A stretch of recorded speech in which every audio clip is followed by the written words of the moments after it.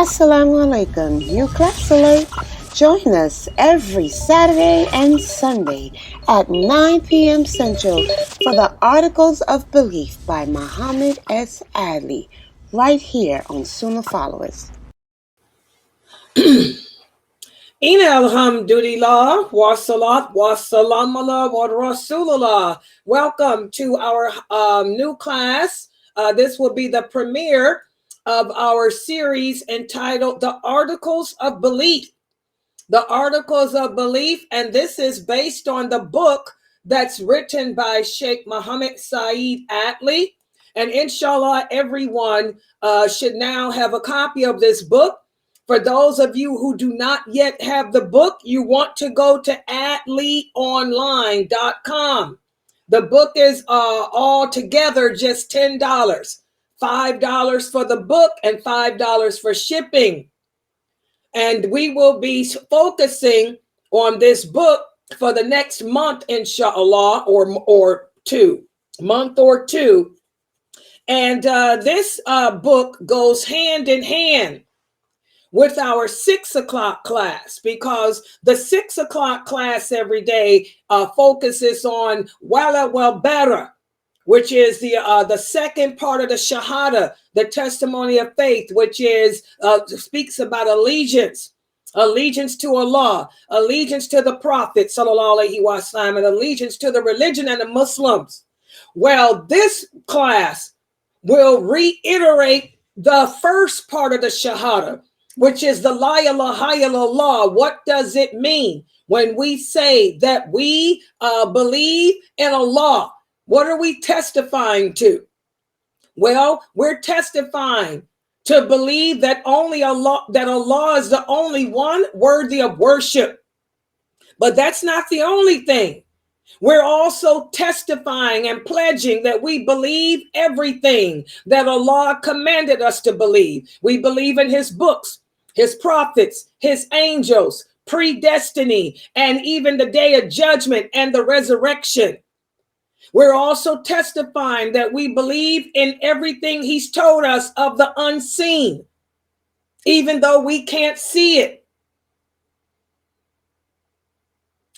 This is an important point. And I'm going to make this point to the women here from South Africa. Again, for those sisters here from South Africa who have been telling me how they're being taught there that women are supposed to be invisible, to be as if they are not seen. That's impossible, because we are not of the unseen world. Women are not jinns. We're not angels. Okay? Allah did not create us to be of unseen, because we're not of that world. And so again, we have to be very careful when we're learning this religion. We have to be very careful who we are taking our knowledge of Islam from. When you find a person telling you that you're supposed to be as if you're something that Allah didn't create you to be, then that should be a trigger in your brain that this is someone who you shouldn't be listening to, because Allah doesn't make mistakes. And Allah didn't make any mistakes in any of his creations. And as the Prophet Muhammad sallallahu alaihi wasallam emphasized in many hadiths, Allah doesn't forget either. He didn't forget to make women invisible. He didn't make a mistake by giving women a face. He didn't make a mistake giving us a tongue, a mouth, eyes, nose, hands, feet. So you sisters are gonna have to be very, very careful who you choose to learn this religion from. Okay, because if you got people telling you crap like that, you should know, wait a minute, how can I be invisible when Allah didn't create me to be that way? I am not a jinn. I am not part of the unseen. Nowhere does Allah say that women should be of the unseen. And I'm proving it to you from the Sunnah, because you sisters are here. You see how the women played a visible, active role in paving the way for us. They were right there with the men of this nation. They were not invisible. Okay, so I want you sisters in South Africa and also my new shahadas. That's why I'm teaching this book, because we have to get back to the basics. You know, Aqidah is everything. Our belief system is everything. If your belief system is not correct, then none of your good deeds are accepted. And we're going to talk about that today. Y'all hear me say that a lot. I don't care how many prayers you do, how much charity you give. If you think that Allah made a mistake creating women, or if you think that Allah created women to be of the unseen world, then something is wrong with your aqidah. Y'all understand that? We have to be careful. And this is my advice to you brothers. You brothers have to be careful what you say out your mouth to your women folk. Maybe you don't want your wife to be seen by anyone but you. So word it that way. Tell her, look, I don't want nobody to look at you but me, so stay in the house as my prisoner. I'm your warden. Tell her that. But don't dare tell her that she's supposed to be of the unseen, because Allah didn't create no human being to be of the unseen world. Everybody understand that? So that's why I'm teaching this book, because we're going over Wala Wal Bara in the 6 o'clock class. Well, this class will be re-emphasizing what it means to believe in Allah and his prophets and his books and his commands. And also we have another big problem. That's for the sisters.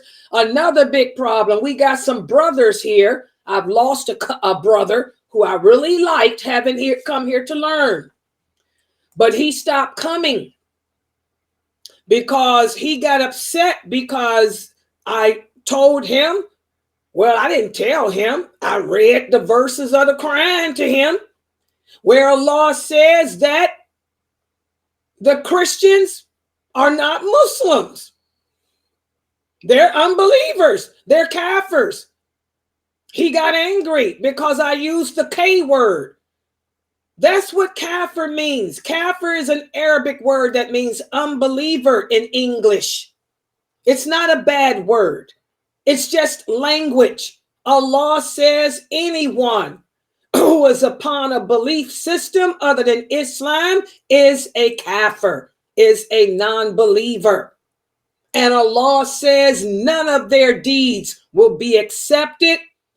And should they die upon that belief system, they will be in hell. I didn't make that command. Allah did. But a lot of you brothers, I don't know, you go out and you marry kafir women and you get angry because somebody uses the word kafir. It's not my fault that you chose to lower yourself to marry a kafir. That was your choice. Suffer the consequences. Okay? You chose that. The Prophet Muhammad didn't marry any kafir women. The original companions didn't have any kafir wives. Abu Bakr divorced all his wives except one, Ruman, because she was the only one that converted to Islam. Okay? So you brothers are going to have to understand that there are no believers amongst Christians, Jews, or anything else. Because if they were believers, they wouldn't be a Christian. If they were believers, they would be a Muslim. They would worship Allah the way he commanded. Okay? And they would declare their allegiance to him. And they would be following the sunnah of the Prophet Muhammad sallallahu alaihi wasallam. And I want you guys to remember, even when Jesus comes back, Jesus will not come back as a prophet. Jesus will come back as a leader of the earth. And even he will be following the sunnah of the Prophet Muhammad sallallahu alaihi wasallam. Okay? So that's why I'm teaching this class. We have to go back and review what it means when we testify to La ilaha illallah Muhammadur Rasulullah. Every time we make salat, we renew that testimony. Every time you recite El Tashahud, the Tashahud, you're renewing that pledge to Allah. But how many of us understand what we are pledging? Well, this class will help to remind us of that. So I did post up, and this is what I'm going to try to do. I did post up on Facebook, and I also posted up on the YouTube channel the pages that we'll be covering each day for this class. This class is only held on Saturdays and Sundays. Today we'll be covering from pages 1 through pages, not really 8. I told you guys to read from pages 1 through 8. But we're really going to be covering pages 3 through 6. Okay? So I want everybody to take out their books. And I want you to turn to page 3. Because we will begin from page 3 to page 6 today, inshallah, because it was too much information I felt to go all the way to 8. We're going to do from 6 to 8 tomorrow, inshallah. So, and just like with any class I teach, I'm asking you to really benefit from this class, from all my lectures, because I am not a lecturer. I am a teacher. There's a difference between a lecturer and a teacher. A lecturer comes and gives a lecture and takes his paycheck and leaves. That's a lecturer. A teacher is different. A teacher will teach and explain. They don't just lecture. They also break it down, explain, and they ask questions and quiz you on whatever the information is that they're coming with. So what I want you guys to do is when I put the PowerPoint up on the screen, I want you to screenshot each PowerPoint, and then at the end of the class, print it out. And when you print it out from your cell phone, staple it together. So you'll have like a booklet, which is my explanation. My PowerPoints are the explanation of whatever the pages are that we're reviewing for that day. And you can staple them or clip them to the page. Like for today, clip this to page number 3. So that way you will have my notes, my explanation of what will be discussed from pages 3 to 6 class, because you guys are learning Wala Wal Bara, but you have to understand those articles of faith too. You have to understand the basics of what it means to believe in Allah. And like the question you asked, you know, all the prophets were Muslim, and a lot of Muslims are not aware of that. A lot of the Muslims believe that Jesus was Christian and Moses alayhi salam was Jewish when they were all Muslim.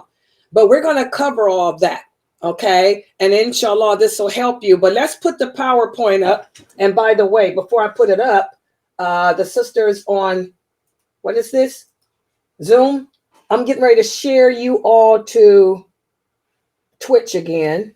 Wait a minute, because I need to keep my eye on Twitch. Woo, yeah, look at Twitch. Wait a minute. Hold on. Whoa, okay. So let me put the Zoom people on Twitch right quick. Oh, I'm not the host. Wait a minute. Oh, hold on first. Uh-oh, that's the PowerPoint.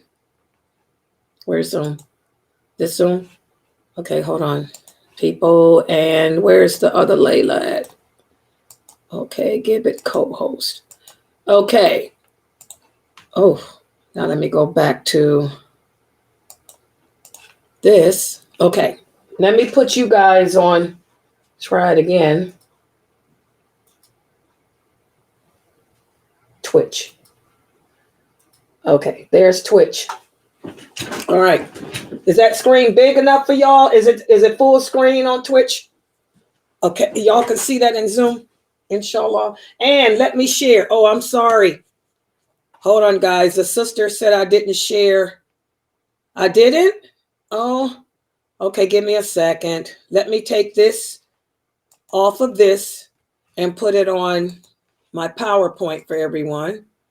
Articles. She said I didn't share it on Facebook. Okay, hold on. Okay, Facebook people, it's not in the polygamy group. Oh, give me a minute. Oh, hold on. You sure I didn't say?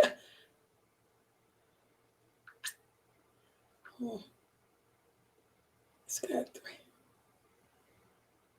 Are you on Facebook? She said I'm not in the polygamy group. I'm trying to. I can't tell. Okay, I just shared you. I see. I didn't have you in. Okay, you're in there now. Yeah, that was the click. You should be in there. Okay, let me make it big screen. This is the book. By the way, guys, I'm looking on Twitch so I can. Oh, I like this Twitch. Oh my. Oh yeah, Twitch is big screen. That's a really big screen for me to see on. Okay, I'm gonna keep in my laptop where I can see that, because that's really big for me. Okay, hold on. Slideshow. There it is. This is the book. The sister is asking, what's the book? The Articles of Belief. This is the book on the left here.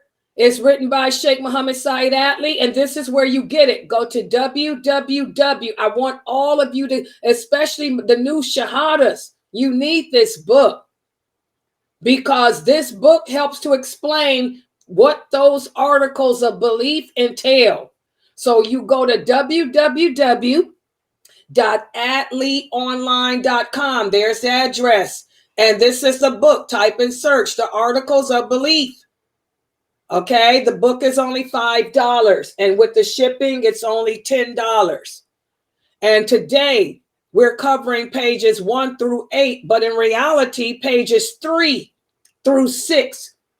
Okay, so everybody take out your book, turn to page 3. And again, screenshot. In fact, screenshot this, because this is the first page, so that when the class is over, you can print everything out, staple it together, and put a paper clip to page 3 of the book. So you will have my notes and my explanation. Okay? Everybody got that? So take a screenshot. Plus, you will have the link to the website. That's a picture of Sheikh Muhammad Saeed Atli, which you already know how he looked. Yeah, I know. He got his, he done got 20 years younger. Yeah, his beard is brown now. But yeah, that's the man. All right. Okay, and let's get started. Page 3. All right. We have this hadith here that I want you guys to ponder. You've heard me mention this hadith many times. The Prophet sallallahu alaihi wasallam told one of his companions, let me give y'all the history of this hadith. After the Prophet sallallahu alaihi wasallam had migrated to Medina, he had began to, spread the word of Islam. he sent some of his companions to Yemen to teach the people in Yemen about the religion, because they had an interest in Islam. And one of the ambassadors, or the first messengers that the Prophet Muhammad appointed to convey the message of the truth. And when I say messenger, I don't mean prophet. I mean messenger of the Prophet Muhammad sallallahu alaihi wasallam. What the word messenger means in English, a person that is conveying a message, not a prophet. The first ambassador, one of the first ambassadors of Islam was Mu'adh ibn Jabal. The Prophet sallallahu alaihi wasallam told him, he said, "O Mu'adh, you are going to the people of the book.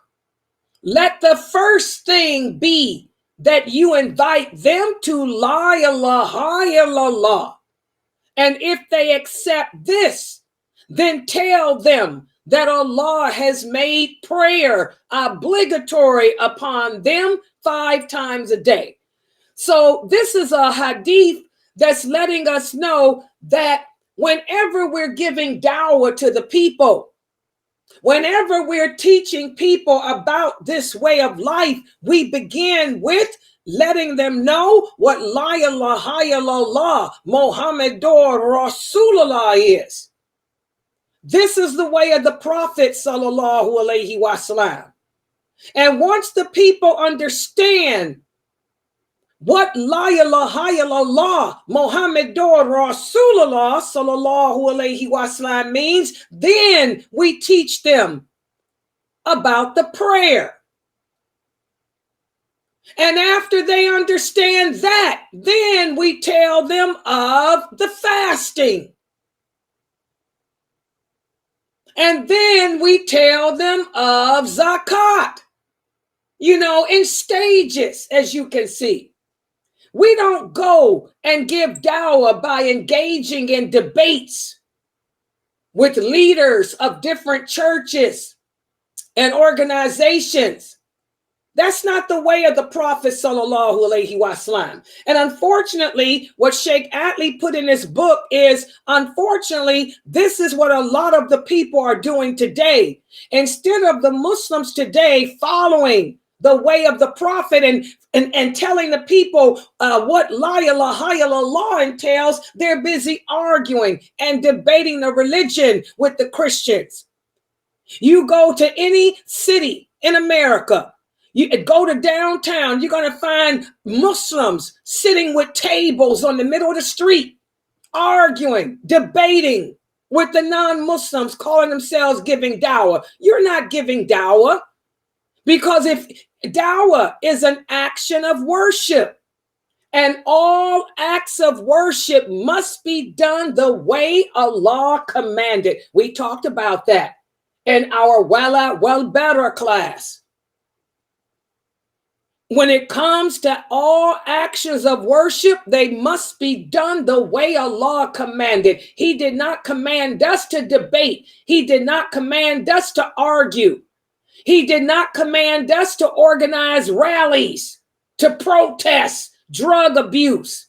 He did not command us to organize rallies to protest abortion and things like that.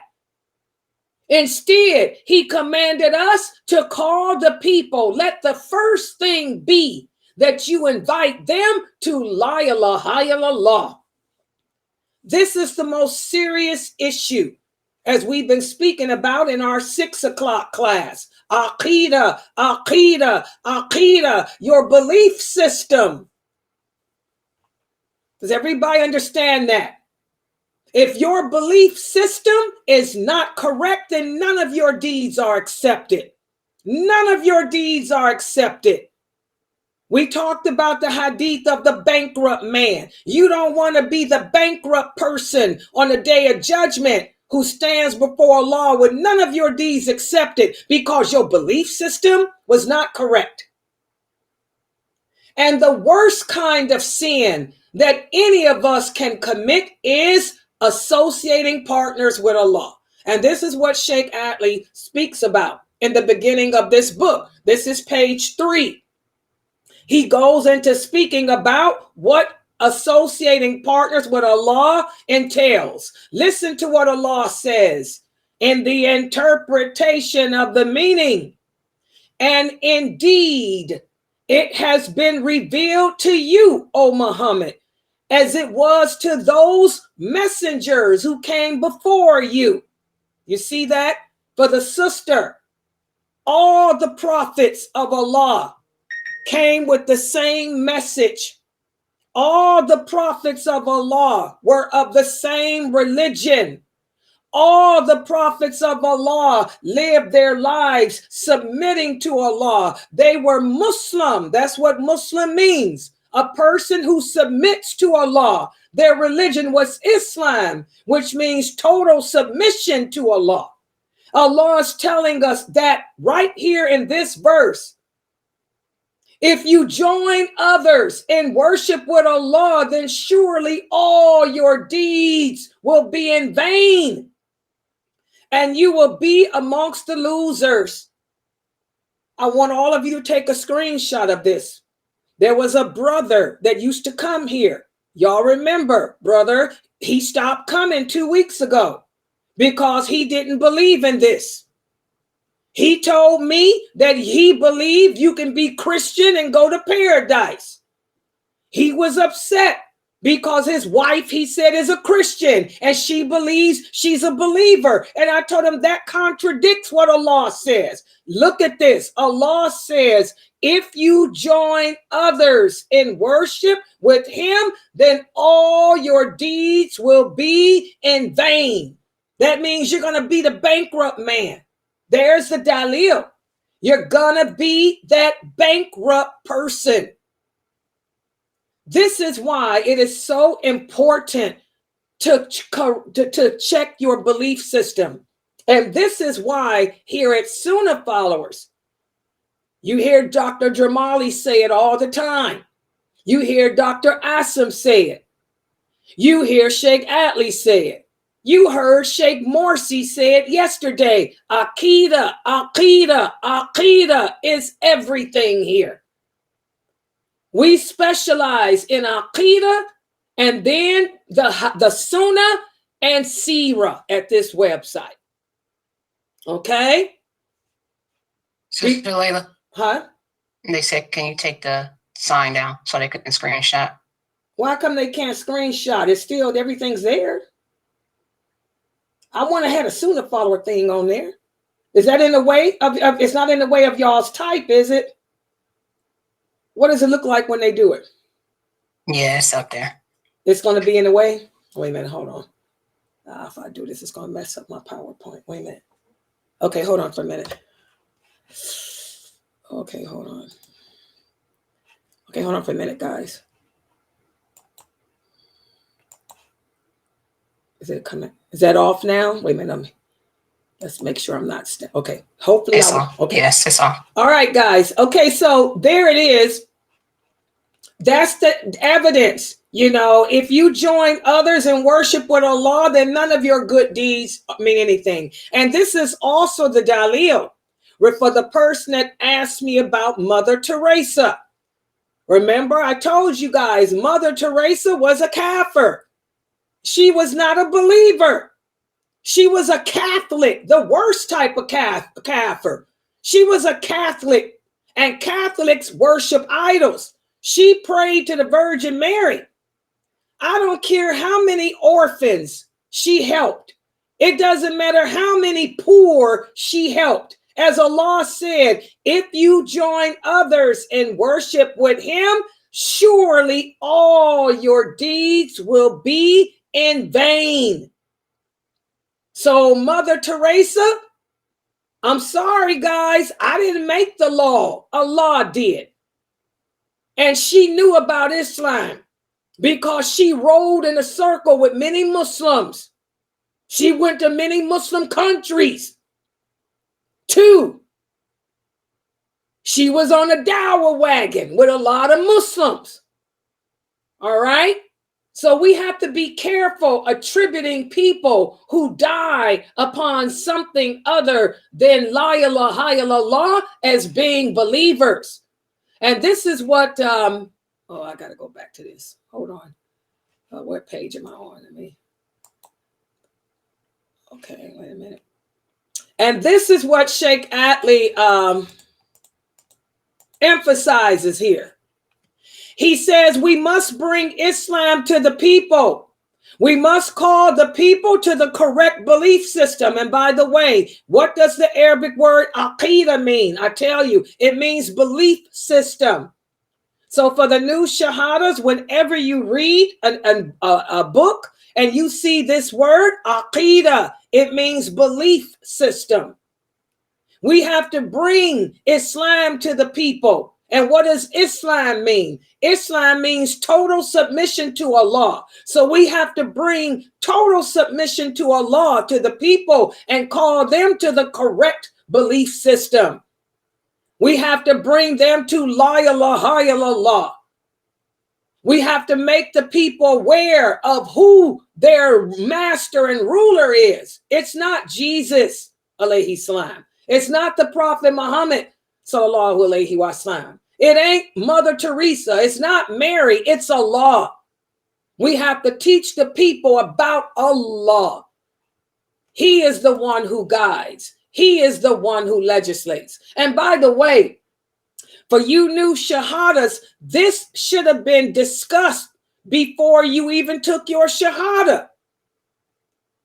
We find Daya today not following the Sunnah. Like I tell you guys, just because people claim to be Salafi don't mean they are. Salafi is not a noun anyway.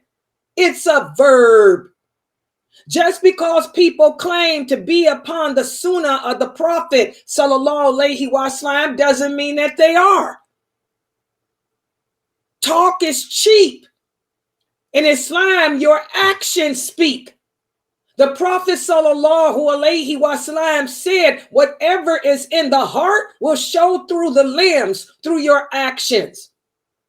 These people should not have been talking to you about hijab. They should not have been talking to you about polygamy.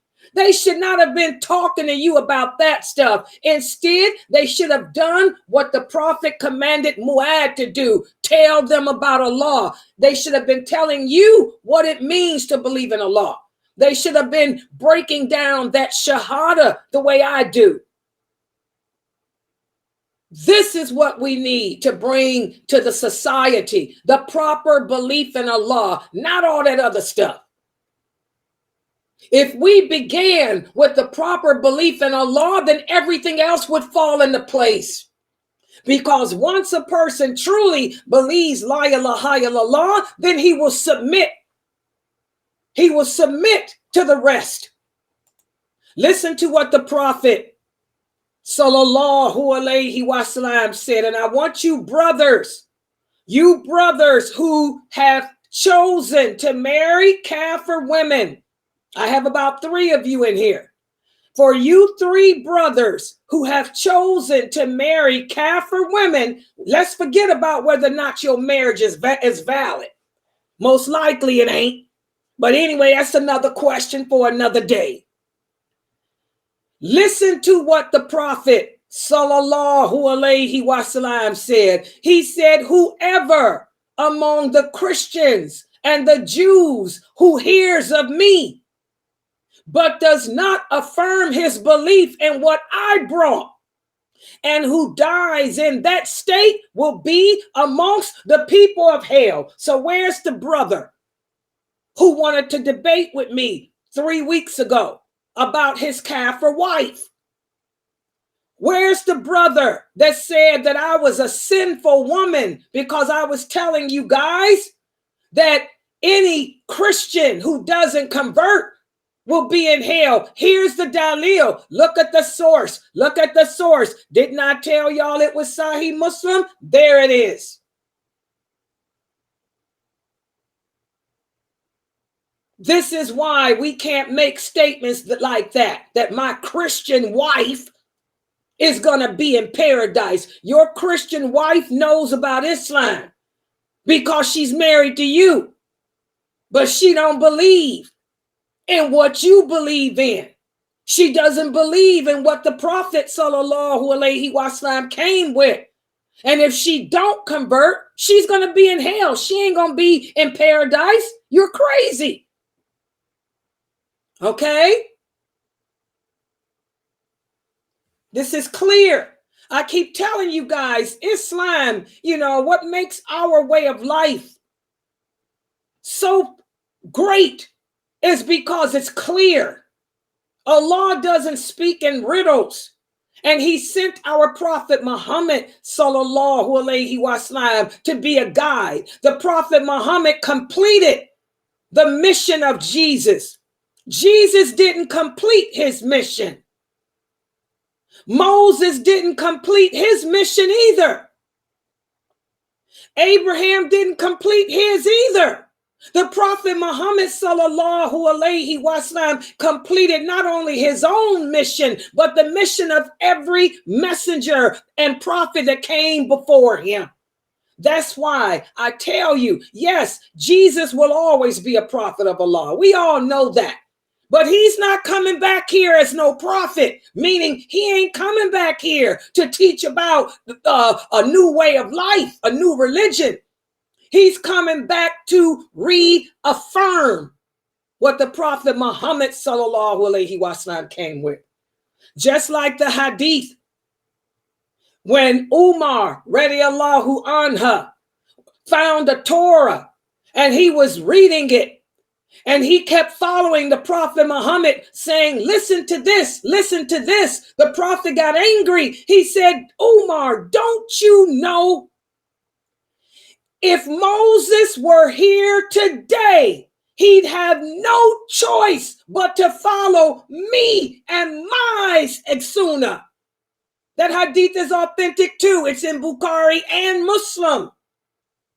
Okay?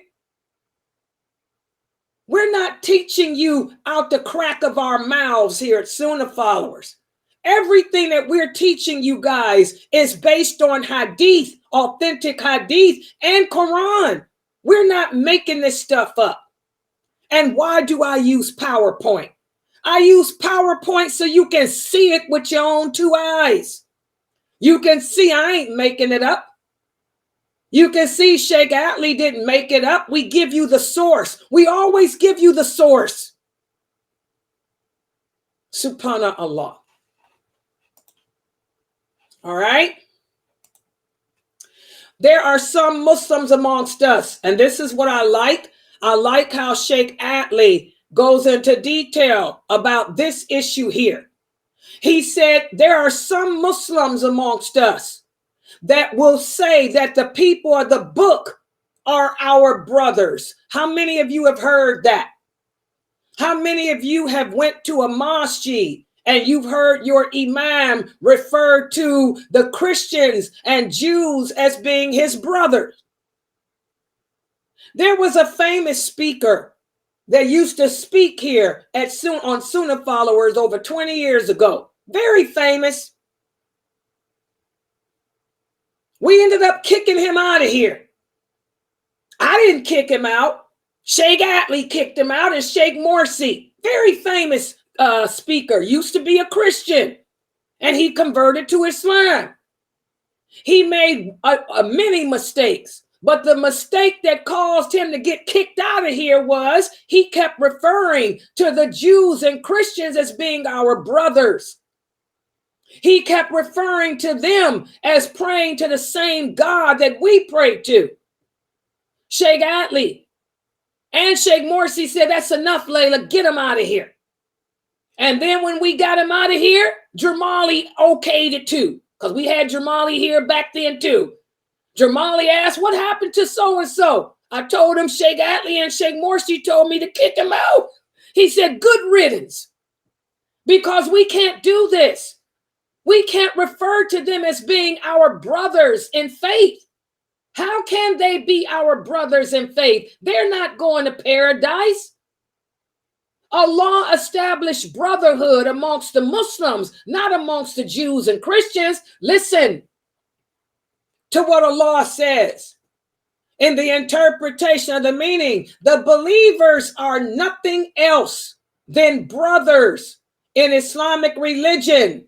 So make reconciliation between your brothers and fear Allah so that you may receive mercy. This is a verse of the Quran that my cousin Mukhtar broke down and explained to you guys not too long ago. This is Surat al-Hujurat. Hujurat. Allah is clear. The believers are nothing else than brothers in Islamic religion, not Christianity. You can't refer to a Christian or a Jew as being your brother. Subhanallah. So the believers, and who are the believers? The believers are not Christians. They're not Jews. They're Muslims. The believers are our brothers. And that's what we've been speaking about in the Wala Wal Bara class.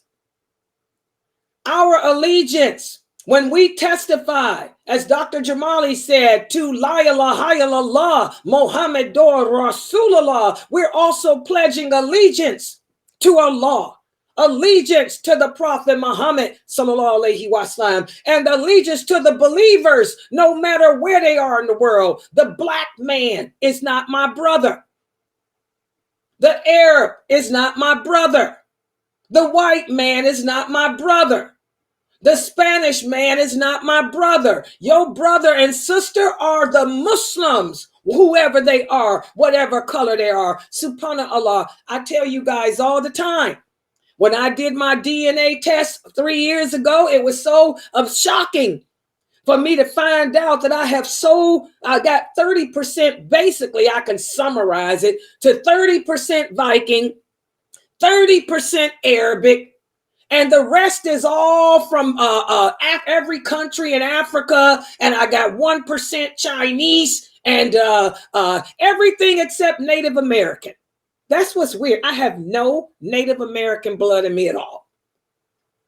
But with all my background, my brothers are those Muslims.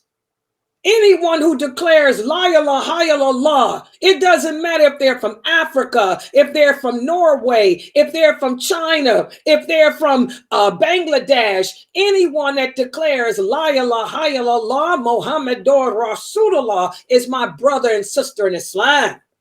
Remember, guys, Allah tells us in the interpretation of the meaning, the believers, men and women, are awliya. That's an Arabic word that means helpers, supporters, protectors, and friends of each other. A lot of us have allegiance, misplaced allegiance. Your allegiance shouldn't be to a person because they're black and you're black. Your allegiance, my allegiance shouldn't be to a person because she's Egyptian. Your allegiance shouldn't be to that person because they come from Norway. No, our allegiance is what brings us together is La ilaha illallah, Muhammadur Rasulullah. That means our life, our honor, and our property are sacred with each other. We talked about that in Wala Wal Bara. The simple fact that that person over there in a different part of the world, in Antarctica, testifies to La ilaha illallah Muhammadur Rasulullah, she's my sister. She's my sister. And her life, her honor, and her property are sacred to me.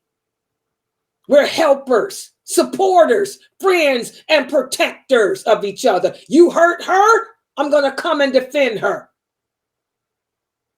If she needs help, I'm going to be there to help her, to support her.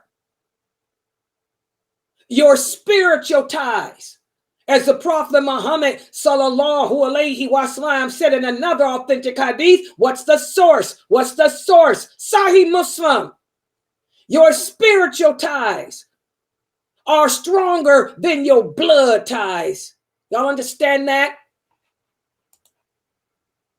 So before we establish anything, we have to have the proper belief system.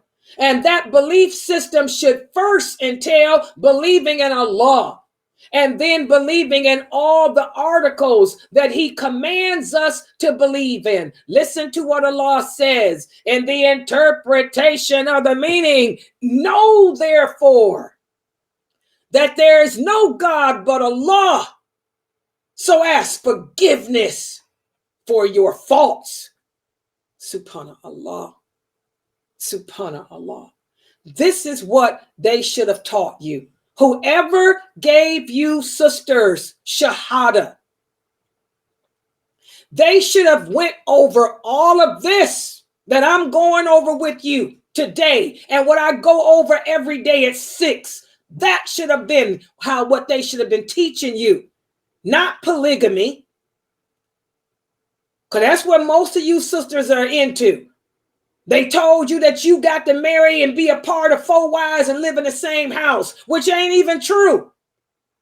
They should have been teaching you sisters this stuff, not that other stuff. Okay? And again, the most important thing to acknowledge is Allah, how he is one, his names, his attributes. What I teach here at Sunnah Followers, what do I teach? Aqidah, Aqidah, Aqidah. I teach you, I spend 1 day out the week teaching you the meaning of Allah's names. Every day of the week, I'm teaching you what it means to believe in him, what it means to worship him alone. The closer you get to understanding Allah's names, the stronger your faith will become. And the stronger your faith becomes, then you'll find it easy to submit. Then why is it that some of you sisters have been Muslim for a year and you're not wearing a hijab? Some of you other sisters were born Muslim and have been Muslim for 20, 30 years and still don't wear hijab. It's because your belief in Allah is tainted. If your parents had taught you Allah's names, that would have helped you to develop a relationship with him and to love him. And then you would have submitted like I did. I've been wearing hijab since I was 7 years old. Latifah will tell you. I don't even know what it feels like to not wear a hijab. The sun has never touched this hair. And I'm probably glad it ain't, because it'll probably turn fire red if it did. But my mother raised me up upon La ilaha illallah Muhammadur Rasulullah, taught me those names. The first book I ever read was a hadith book. That was my first book. Subhanallah. So we need to learn about Allah. Learning about him will help us to submit to him, because there is nothing like him. You cannot be part of him, nor can he be part of you, like the Sufis say. We talked about the Mu'tazilah. One of the things about the Mu'tazilah, we talked about it in our Wala Wal Bara class. Many of them believe that Allah made them do it. They believe that Allah doesn't create evil. He's the creator of everything but evil. We create our own evil. None of that crap is true. And then you got some Sufis that believe in the union of Allah. We talked about how there are some Sufis.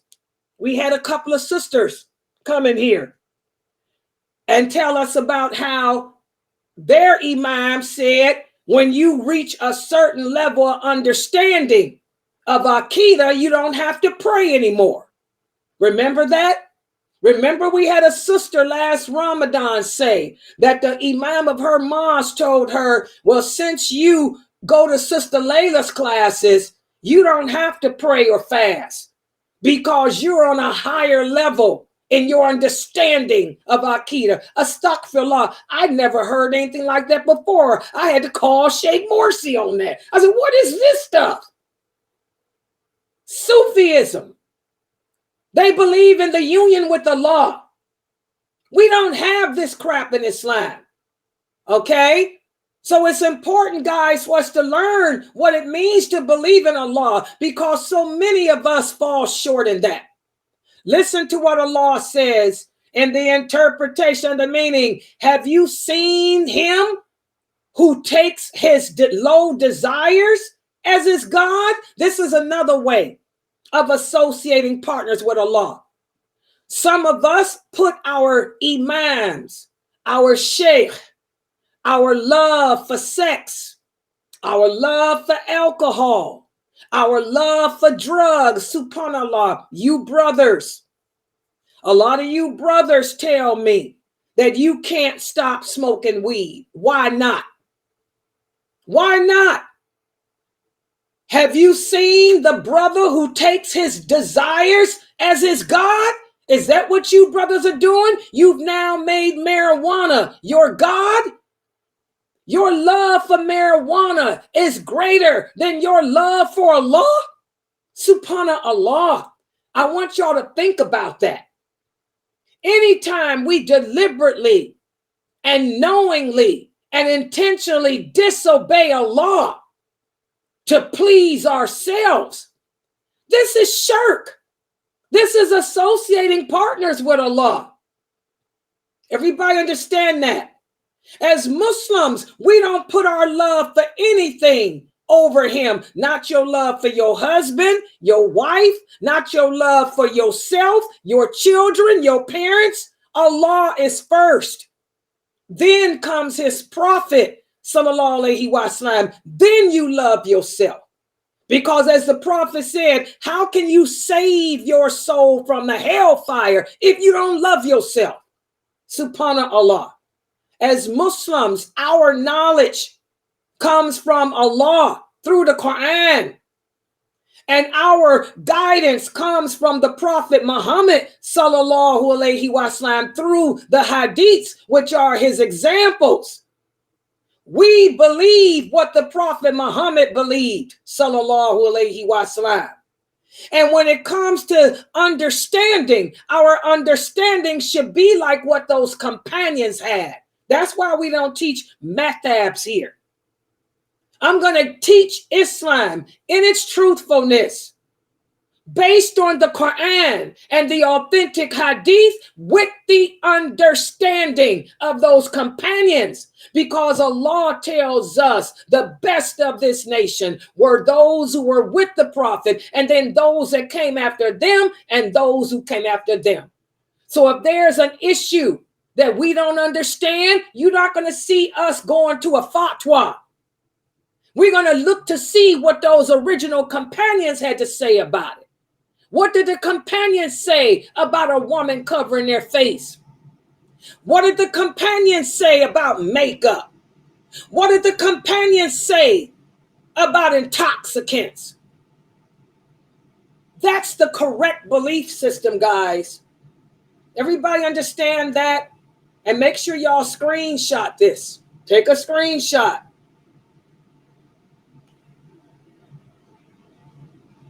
And again, guys, the Prophet Muhammad sallallahu alaihi wasallam was sent with the message, and he believed in what was revealed to him from Allah, and so do all the true believers. How can you call your kafir Christian wife a believer when she's telling you she don't believe in the Prophet Muhammad sallallahu alaihi wasallam? When she tells you that she don't believe in the angels? When she's telling you that she don't believe in the commands of Allah? I'm sorry, your wife is a kafir, and you need to question whether or not your marriage is even lawful. Okay? All the believers believe in Allah, his angels, his books, and his messengers. And the true believers say we don't make a distinction between any of his messengers. The believers, when they are told what Allah says, they simply say, "Oh Allah, we hear you and we obey you.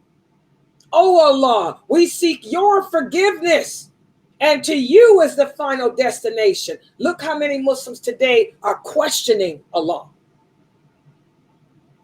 One of the biggest problems we have is this dreadlock stuff.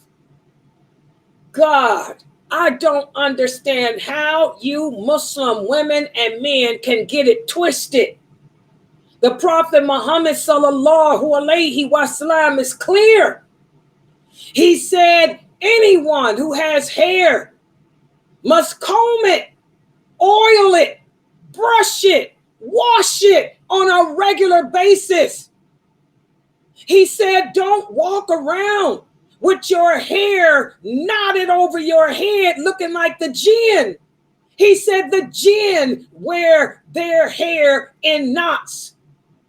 He said we should do the opposite of the jinn. That's clear. That hadith is Bukhari. But we still got Muslims trying to justify walking around looking like a jinn. The believers don't ask that. The believers say, okay, you've given me the dalil, Sister Layla. So they'll say, oh Allah, we hear and we obey. And they cut them nasty dreadlocks out and keep it moving. But a lot of you still have hang-ups. You don't want to accept what your Lord says. Subhanallah. And again, our Prophet Muhammad sallallahu alaihi wasallam is our example. As Allah says, he has believed in him.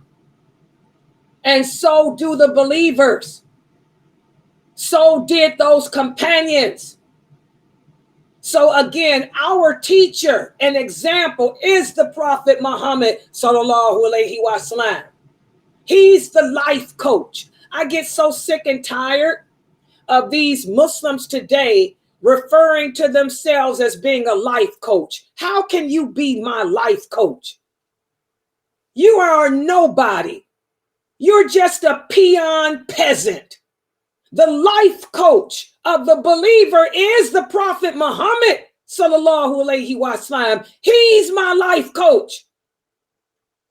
He completed his mission.